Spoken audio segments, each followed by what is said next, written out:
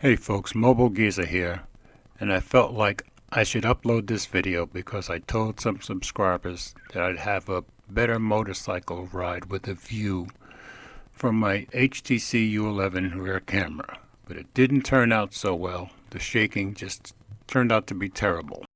So I felt like I should show you how it turned out. Sorry to disappoint.